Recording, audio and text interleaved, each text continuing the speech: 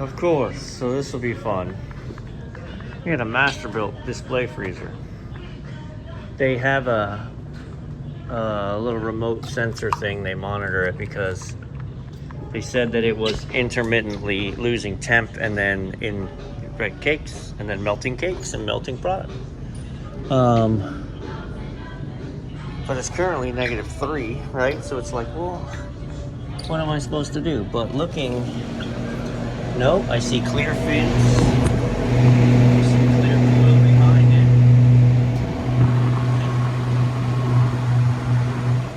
I assumed I would come and find a.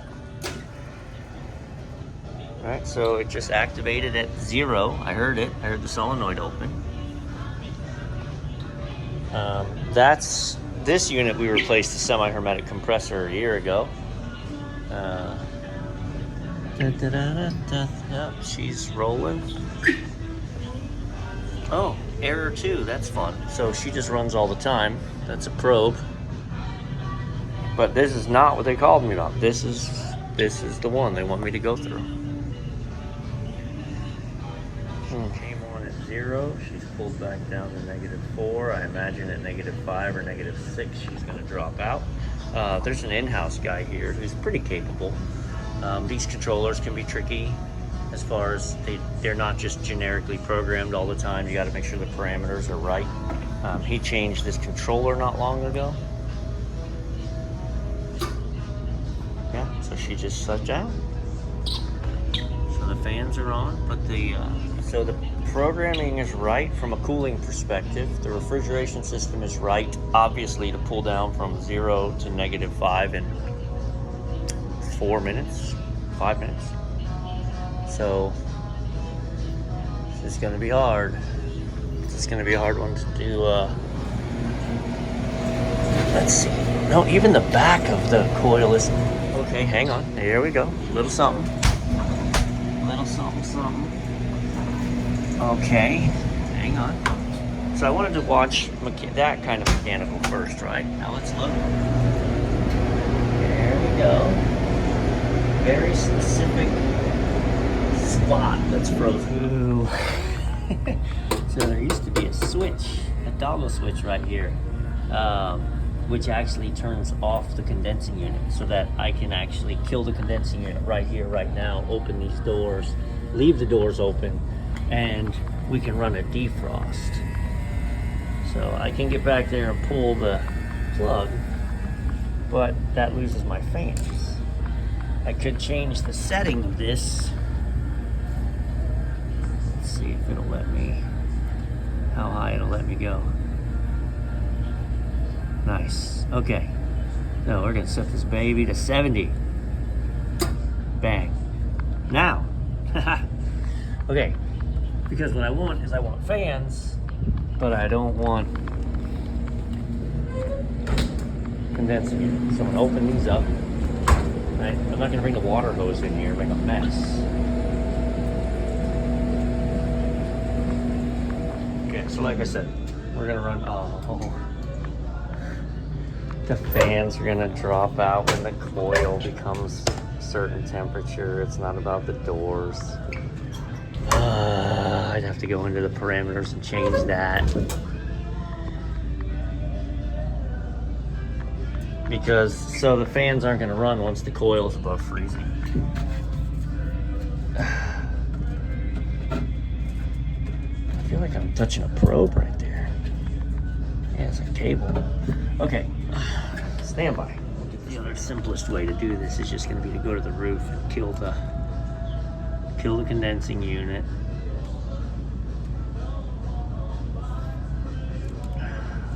I'm just trying to save my old knees from all the up and down.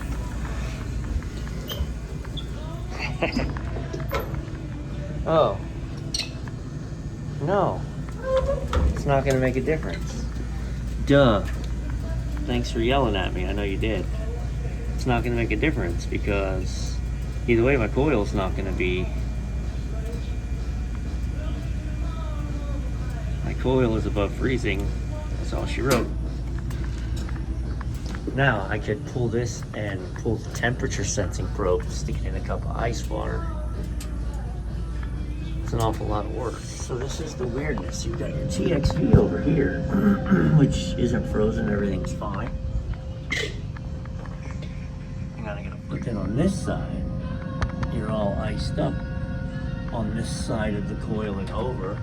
And I wondered if the heater wasn't up tight in the back. It doesn't look bad, but oh, actually, so there's supposed to be a bolt right here holding that up, which should hold the heater in place.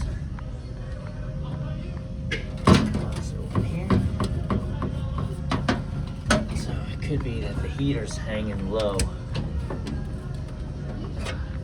right here and not. I mean, we definitely got ice, solid ice right there. So let me show you. I can't get there. Can't get there. Now it makes sense. So I've got this running, so we're draining, right? And you can see we're not draining. I purposely was running it into the tube. Now it makes sense. Clogged drain line. Water sits there, water splashes out. Simple as that.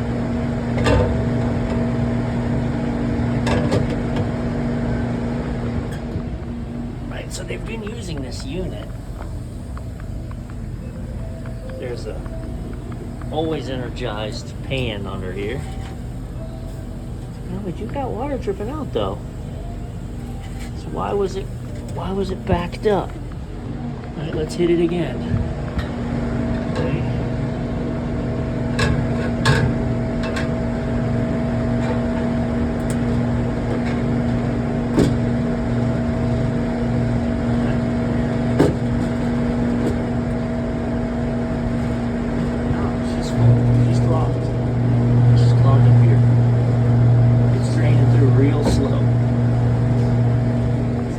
Talked about this. So when I pulled this, I pulled the temperature probe and I've got it in a cup of ice.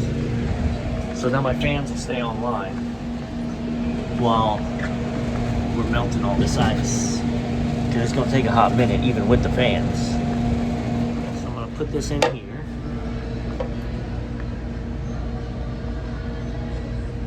Put that in there so we can see. Got this. And use the world's most expensive drain cleaner.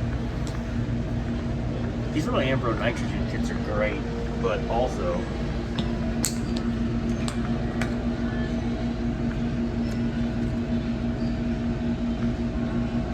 the models can be pricey. Okay, so we did blow it out, up and down, and the up got us, you can see. But now, as she's filling, she is equally running, steady. Yeah, baby. Clogged drain line, partially clogged drain line, right? Which makes sense. Why? Only right here. It would sling it up onto the coil and freeze it. Dang, such a simple thing.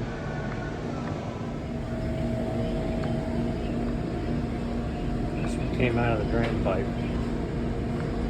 Let's take a look. There we go, baby. Out of there, all the ice. Okay, so now we're going to kill the fans. Take that pin out. She's going to drop down, and we're going to reset everything. This thing gonna work like a champ. Hey, while we're up here, let's look at the hoods. Oh my God! Look at those hoods.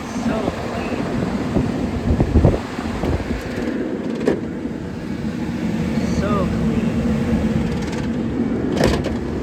boy, who does their hoods? They're top notch. All right. Yeah, he's been up here.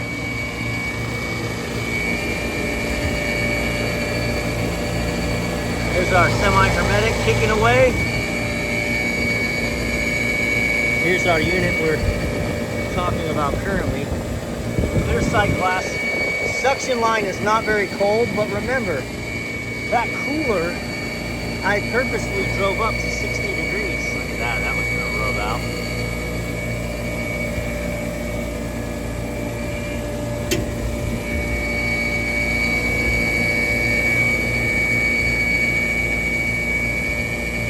I don't like that sound at all. But she's working. All right, we're down to 25 in a hurry. They are going to monitor this today, and then once they feel comfortable, it's been so non-trustable, right? They don't want to load it up with cakes like that, and then if it spikes, they lose the cakes. So we'll monitor it, and then they'll load it up and be good for Mother's Day.